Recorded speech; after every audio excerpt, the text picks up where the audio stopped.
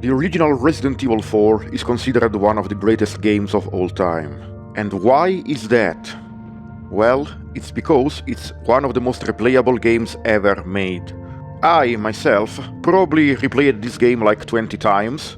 It's absolutely insane how much I played this game when I was like a teenager and I first got it. And even after years of playing this game, every time I go to replay it, I still have a blast years later.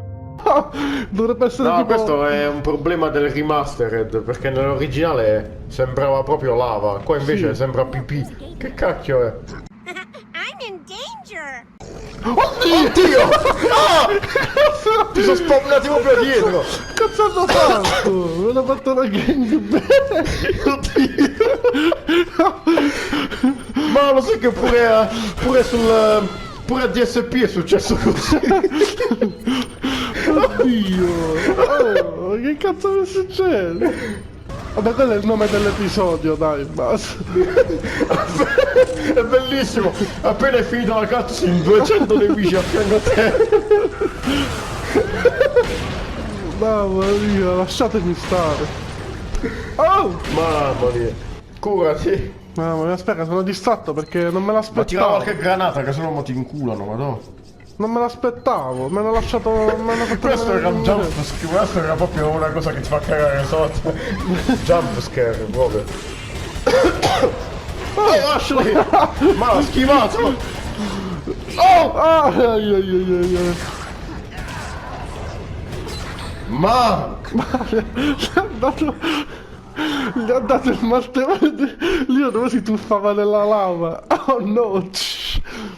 The level design is sublime, the pacing is amazing. There are so many reasons why this game is so absolutely insanely replayable. But the most important reason is the combat. The shooting in this game feels so good, man. So good. And one of the biggest reasons why the combat feels so good is because the guns in this game are so well balanced. Unlike future Resident Evil games like Resident Evil Village, every gun in this game is viable for endgame. You can pretty much use anything you want because there's not really any bad gun in this game. Well, there are like a few, but like you can basically make everything work in this game. Every gun has got a purpose and a niche. This is why this game is so replayable, because in every playthrough of this game, you can choose a different weapon to use, you can mix and match, try different combinations, and every weapon you choose, you can use without problems and not feel stupid for doing so. However, there are weapons that are better than others, and this is what this video is all about. Today, I will be ranking every weapon in the original Resident Evil 4. And later on, I will also make a video for the weapons in the Resident Evil 4 remake. So, you can consider this video the first part of 2. Let's get to ranking. Starting with...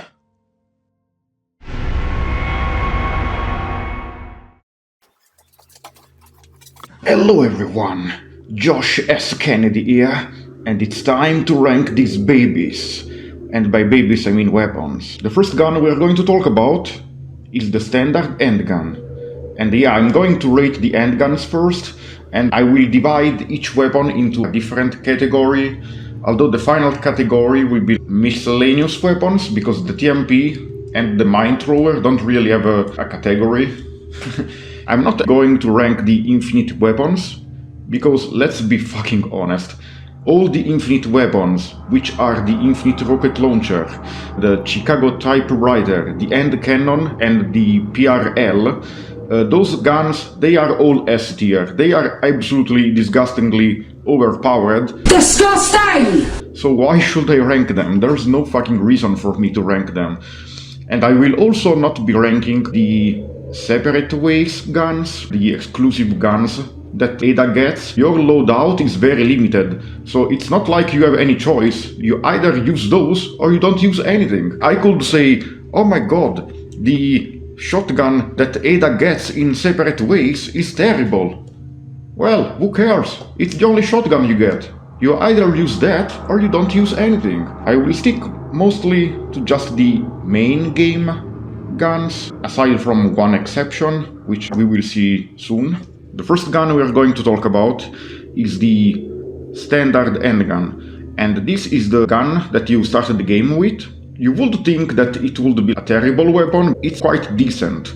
So this weapon has got a lot of advantages. First of all, because it's the first weapon that you get in the game, you get it for free, and it's also very cheap to upgrade. The second advantage is that you will be able to max it out really quickly. It gets outclassed by other handguns, but the reason why I place it in the A tier, yeah, spoiler, is because there is one thing that really elevates this weapon. Every time you upgrade a weapon to the fullest in Resident Evil 4, you will be able to get an exclusive perk, and the exclusive perk for the standard handgun will increase your critical chance by, I think, 5 times, and this perk makes the standard handgun become very viable even during the end game.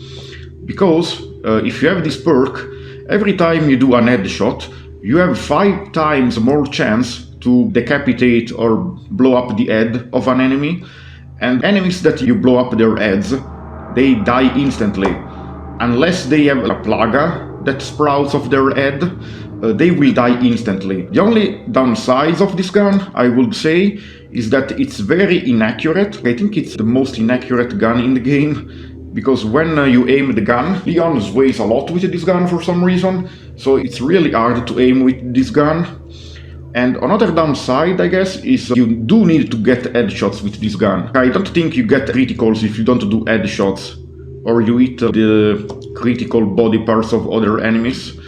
So you do need good aim with this gun. I guess it's not really very consistent. I would say it's definitely an A rank weapon. There's also another thing that makes this gun even better, but I'm not sure if this applies to all versions of the game.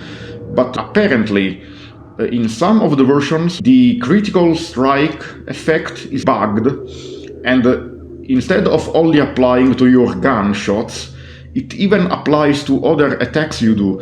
So if you keep your gun equipped and you do a melee attack or you use your knife, you will also get critical with those weapons as well. That makes this gun even better. If this glitch did not happen, I might have put this weapon into the B tier, but no. Because of this glitch, which I think happens in most of the versions of the game, yeah, this gun is really good.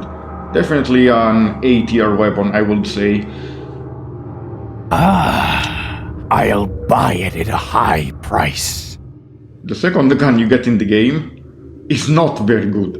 It's really bad. The Punisher you can get for free if you do that little blue medallion side quest at the beginning of the game. If you destroy, I think, 7 medallions, you get the gun for free. I think if you destroy all 15 of them, you also get the first power upgrade of the gun for free. So that's kinda nice. So what I usually do when I play the game, if I don't plan to keep using the standard handgun, I don't upgrade the standard handgun, I destroy all the medallions, and then I just pick up the free Punisher with the power upgrade, because that is a tiny bit stronger than the standard handgun. But aside from that, I just use it like for the early game, and then I ditch it immediately, because aside from that, this gun is god-awful. Oh my god, I think that this gun is much better in the remake. This gun has got terrible power, weaker than the standard handgun, and you don't even get the critical shot upgrade, so you do almost no damage with this gun. Upgrading it is pointless, because the exclusive perk for this gun is absolutely useless. When you shoot an enemy, you will also pierce that enemy, and you will also hit the other enemy behind him. So you can hit 2 enemies at the same time, and this gimmick is okay. The exclusive perk makes it so you can pierce 5 enemies at a time instead of just 2. How many fucking times will that happen in the game? Never. In the original Resident Evil 4, the enemy's AI is programmed to swarm you. The enemies will be going in circles around you, trying to swarm you and surround you. And you can also not manipulate the enemy's AI to do that, because while you are aiming, you cannot move. So you cannot bait enemies into getting one in front of each other to abuse this perk. There are some people that defend the Punisher. They say, oh, but you can hit shielded enemies. Who the fuck gives a shit? When you meet a shield ganado in the castle, you can use the Punisher to hit him behind the shield, so it makes the shield pointless. That would be nice, but in the original Resident Evil 4, destroying the shields is insanely easy. You just switch to your shotgun, you shoot the shield, and the shield is completely destroyed. Why would I buy a gun, upgrade it, and use it for this purpose? But I will be a bit generous, and I will place it in C tier, but it's probably the shittiest gun in the game, I would say. I mean, it's alright.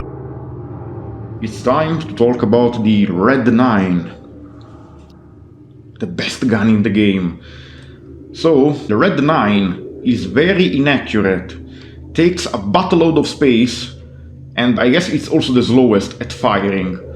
However, this does not really matter, because the firepower you get with this gun is absolutely insane. Once you get the exclusive perk to get your gun to 6.5 firepower, this gun is stronger than a fucking shotgun. Every enemy you shoot them 3 times and they are dead. It does not matter if you do a headshot, if you get a critical, they just die. I would argue that once you get this gun, you don't even need a shotgun anymore. Because once this gun is fully upgraded, this gun will shoot faster than a shotgun and will do more damage per second. So once this gun is fully upgraded, the game is over. You have fucking won. The only thing that kinda sucks about this gun is that if you want to make it a bit more accurate, you need to use the stock to increase the accuracy and reduce the recoil. But even if you waste a lot of inventory space on this gun, who cares? You don't need any other gun. And in this game, unlike the remake, you don't really need that much inventory space. So even if you waste a lot of inventory space with the stock and shit, you can still use it with no problem. Because every gun has got the laser sight, even if you don't use the stock, this gun is still great. It's not like the remake, where if you don't use the stock, the Red 9 is completely worthless. This gun is an S tier gun. It's way too good. It's fucking overpowered. The fourth handgun that you get in the game, the Blacktail.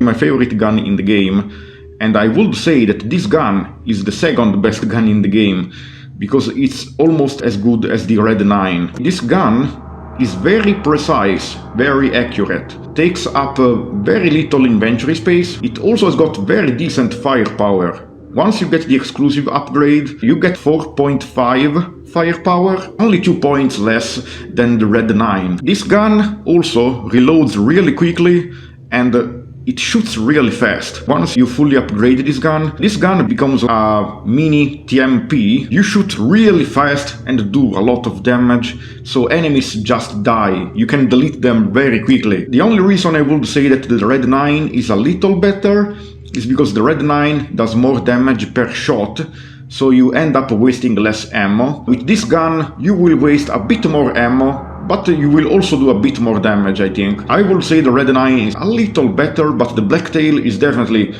a very good gun. I would say it's another S tier gun, probably the second best gun in the game. It has always been my favorite gun, just because I really like how sleek it looks. And Ada, in the cutscenes of the game, really made it look really cool.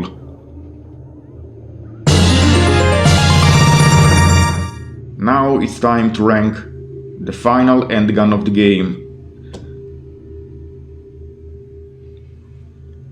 It's horrible. It's absolute trash. It sucks absolute dick. And it's really unfortunate, because it's a gun from the original Resident Evil 2, the Matilda. So this gun is kinda weird, because you unlock this gun after you finish the game, but it's not an infinite weapon, it's just a normal weapon, New Game Plus weapon. You would think that this gun is really good, because you upgrade it during the New Game Plus. I worked hard to unlock this, I finished the game, and now I can use this badass gun. No! It's awful! This is the gun that Leon uses in the original Resident Evil 2. Matilda is the custom handgun that you get. It takes a lot of money to upgrade this gun, and it has got terrible firepower. 2.5 firepower. You have to shoot this gun 3 times to do the same damage that the Red 9 does. It's not a normal handgun, it shoots in burst mode like this. You waste a buttload of ammo, you will run out of handgun ammo so fucking quickly, and you will also not do any good damage, so you have to invest in this gun so much. And the exclusive perk is also pretty useless, because who the fuck cares that you can carry 100 shots, honestly? This is definitely a D tier weapon. Oh my god, it's so bad. Even when I was a kid and I unlocked this weapon, I was, oh my god, this is so cool, the Resident Evil 2 handgun. Then I went to use it and I just shot enemies, I wasted all my ammo and they did not even die. The damage per ammo consumed ratio is absolutely god awful.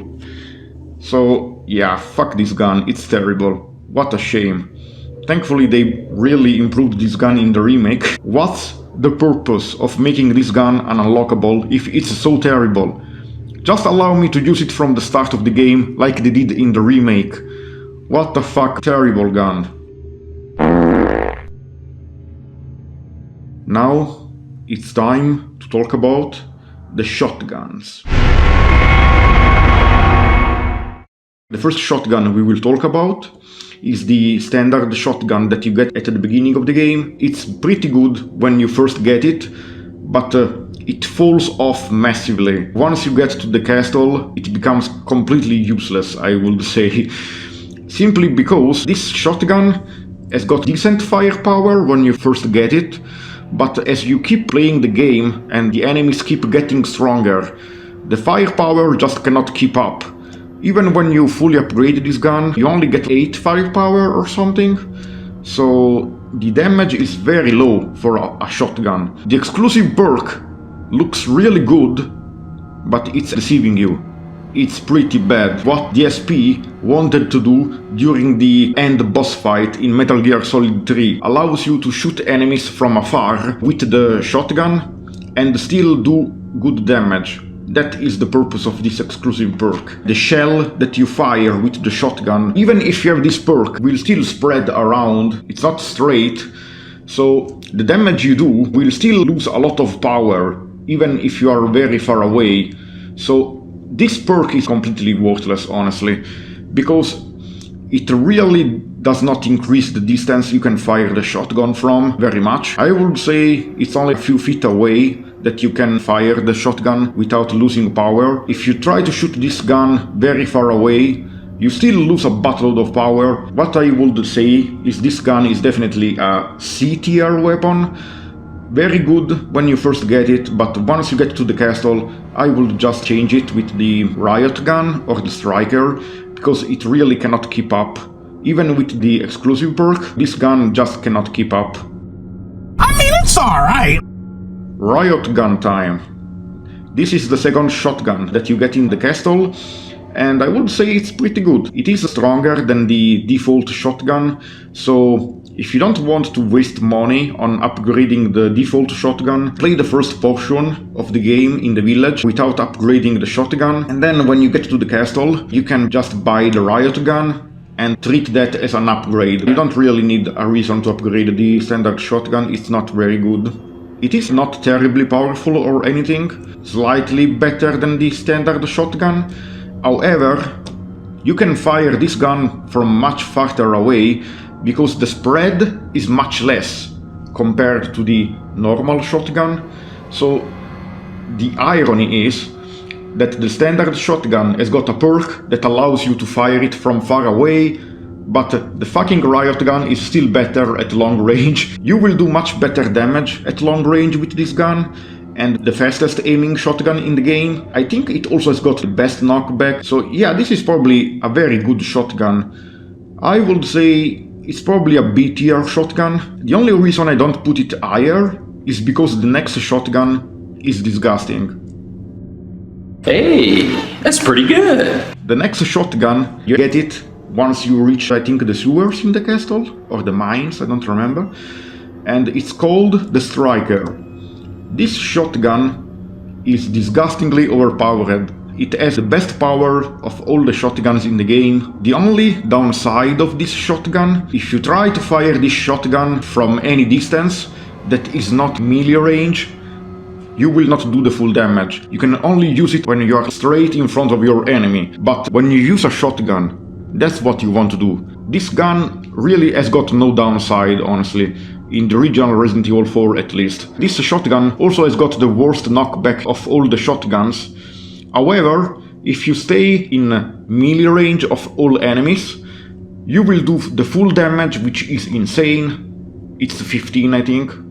And you will also knock them out. The knockback reduction only applies if you shoot this gun from far away. If you treat this gun like a shotgun, it's amazing.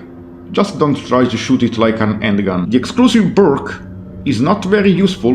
In fact, if you want, you can skip it. It saves you space in your attaché case, because it brings the capacity of the gun to 100. When I play this game, I usually skip the exclusive upgrade for this gun. This shotgun is really good, and it's really fun to use, because I really like getting up close and personal to enemies. So I will place this shotgun in the A tier. This is definitely the best shotgun in the game. That is just my opinion.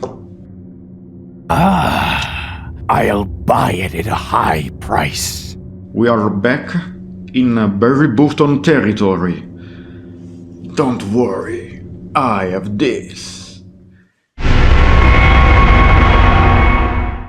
There are only 2 guns to rate in this section, if you don't count the hand cannon, which is an infinite weapon. The first magnum you get is the Broken Butterfly. And I would say this is probably the better magnum out of the 2. It has got insane power, but it's really slow to fire and reload. Who cares about being able to reload a magnum fast? Because you don't get many magnum shots. Honestly, magnum ammo is very rare. If you use this gun and you upgrade it to the fullest, you will get 50 points of power. Every enemy you shoot will probably die in 1 or 2 hits. The only thing that sucks about this gun is that it's very expensive to upgrade. However, I would have put this gun in B tier, but it is an A tier gun, because you get it for free. Once you get Ashley back in the castle, you can backtrack to the fountain area, and there's a little puzzle you can do with Ashley there, and you will get a free copy of this magnum. So the only thing you need to do later is just to worry about upgrading it. The only reason I don't place it in S tier is because it's very expensive to upgrade. It takes very long to fully upgrade. I think by the time you get the exclusive perk, the game is almost over. I'll buy it at a high price. The second magnum we are going to talk about today is the Killer 7, not a bad gun. It has got a pretty good firepower, 35, and the firepower of the Killer 7 is stronger than the Broken Butterfly for the majority of the game. You can only get the exclusive perk of the Broken Butterfly at the very end of the game almost. It also looks really cool. It's more accurate than the Broken Butterfly, it shoots faster and it reloads faster. It is a very good gun, but I'm going to place it in the C tier. You can buy this gun very late, you can only buy it at the island, and there's really no reason to pick up this gun. I honestly think that this was kinda shitty of the developers to do this, because making you get a free magnum kinda ruined the Killer 7. You will only use this gun if you really like how it looks. It's a shame. People usually say, oh, but the Killer 7, very cheap to upgrade, especially because you don't need an exclusive perk to get the maximum firepower. And yeah, I would say that is correct, but the Broken Butterfly you get for free. The Broken Butterfly, I think, ends being even cheaper in the long run. So this selling point really does not apply that much to this gun. I mean, it's alright. The first rifle you get very early in the game. I think you get it at the first merchant. It's the bolt action rifle, kinda underwhelming. It's really freaking slow. It fires really slow at the beginning of the game. Even when you fully upgrade it, it's still very slow. You have to reload it after every shot, and this drawback sucks a lot in this game, because you cannot move while aiming, so you cannot move at all while you are reloading. You have to use it from very long range and pray that the enemy does not reach you before you finish reloading, otherwise you are fucked. When you first get this gun, it's kinda weak. It only has got 4 firepower, I think. You need to really invest in this gun, honestly. It takes a long time before this rifle becomes good. You have to upgrade it a lot. Once you get the exclusive perk, it's really good. It does 30 firepower, I think, and that is almost as good as a Magnum, which is insane, because the rifle ammo is much more common compared to the Magnum, a makeshift Magnum if you fully upgrade it, so that's not bad.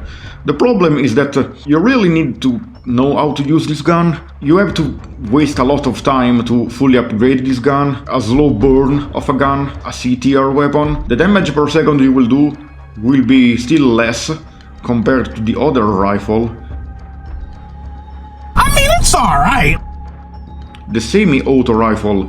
You get this rifle at the very beginning of the castle, I think, or in the middle portion of the castle, I don't remember. It completely outclasses the bolt action. Once you fully upgrade it, it only has got half the power of the bolt action.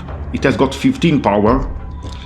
However, you can spam this. In the end, you will end up doing more damage than you would do with the bolt action. The damage per second is better than the bolt action. You can use this much quicker.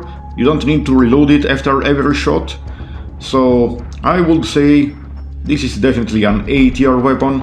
It's really fucking good. This is kinda of a failure of the game, because they wanted to make you choose between a slow but powerful rifle or a weaker but faster rifle. But the problem is that the weaker rifle is so fast that you still end up doing more damage than the more powerful rifle. So this kinda sucks on the balancing side of the game, because the bolt action really got shafted. There's no reason to use it. I'll buy it at a high price. It's time for our last category of weapons to rank.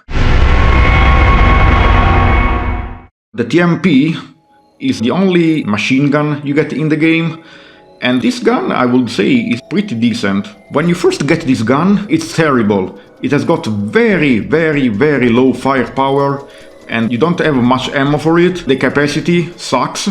You cannot hold much ammo at all, so you have to constantly reload. You are supposed to use a stock to make this gun more accurate. Even without the stock, you can still use the normal TMP very fine. You don't really need to be precise with a TMP, honestly. As you keep upgrading it, the firepower will keep increasing, and eventually it becomes very solid.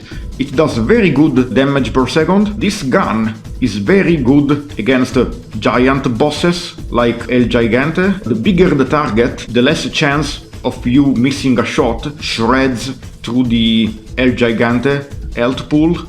So I would say that this niche is very good. I would recommend it, using it for big bosses like El Gigante, Salazar, Mendez, the Big Cheese. You need to really invest in it. But once it is fully upgraded, very good. It is definitely a B tier weapon. Hey, that's pretty good. The other miscellaneous weapon we're going to talk about is the Mine Thrower. And this gun is kind of a mixed bag. It's very fun to use, but the ammo for it is rare. You don't get it very often. Almost as rare as Magnum ammo. The explosions don't do very much damage. It's only fun to use because it allows you to blow up a lot of enemies at the same time. The exclusive perk for this gun is kinda shitty. You kinda want to place the mine darts in precise places so you can ambush enemies or abuse choke points to make them all explode at the same time. And if you pick up the exclusive upgrade for this gun, you can't do that anymore, because the fucking mine darts will own in the enemies, and then you won't be able to place the mine darts where you want anymore. Skip the fucking exclusive perk, because it's honestly more of an asshole than an elf most of the time. Unless your aim really sucks ass, don't pick up the exclusive perk. I would place this gun in the C tier. I It's alright. This is the end of my tier list, but there are some weapons that I want to talk about that don't have stats, and so because of that I won't rank them, but I will talk about them. The knife in Resident Evil 4 is really freaking good. One of the best knives in the Resident Evil series. Maybe the Code Veronica knife was a bit better. You don't have to waste inventory space on it. It's always with you. It consumes no ammo. And it does very decent damage. If you shoot an enemy and you stun him, you can then knife him when he's on the ground. I actually hit my hand on the fucking table. I'm gonna have a good meal! You can keep slashing them and you will do very good damage and you will save a bunch of ammo. If I had to rate this weapon, I would place it in A or S tier. Just because it's free damage, you don't have to invest anything in this weapon. There are 3 grenades in this game: hand grenade, flash grenade, and the incendiary grenade. If I had to rate them by usefulness, I would say hand grenade would be the best one, the incendiary grenade would be the second best one, and the flash grenade would be the worst one. The flash grenade is only really useful if you want to destroy Plaga in one hit. Aside from that, it's really not that good. I don't really think it's very valuable to use a flash grenade just to set up melee attacks. The incendiary grenade does a lot of damage, so it's very good against bosses that have got a lot of health and are big targets, just like the TMP. I think one of the speedrunner strategies for this game is to spam incendiary grenades against Big Cheese to kill him in 3 or 4 grenades. So they are definitely very useful, they do a lot of damage. And the hand grenade, I would say, is the most useful of them all, because even though it does not do as much damage as the incendiary grenade, it has got much bigger blast, so it will knock out all the enemies around you and allow you to pick them off one by one. So it's especially useful in Mercenaries. Every character has only got access to just one type of grenade, I think. I think Ada only can use the incendiary grenades, Leon only the hand grenade. Nope. I think Closer only the hand grenade as well. That is not correct. Wesker I don't think gets any grenades at all, I don't remember. Ankh only gets the flash grenades. Leon, who is definitely the worst character in Mercenaries, although I might be wrong, maybe I'm remembering things not correctly. This has been the end of this video. I hope you enjoyed my ranking of the weapons. In the future, aside from the Resident Evil 4 remake ranking of the weapons, I will also do a character tier list for Mercenaries. When I do that video, I will do a bit more research so I can talk about this grenade exclusivity shit. I hope you enjoyed this video, especially you, Ant-Man, because you really wanted to see this video. Thank you guys for watching. Please comment, rate, subscribe, all that good shit. And I hope that one day I will be able to play the original Resident Evil 4 again. Definitely a fun game. Maybe I will do it with co-op commentary with someone, because I played it so much that I'm kind of bored of playing it alone. And I will see you guys for the Resident Evil 4 remake review. Hasta la vista. Hasta luego.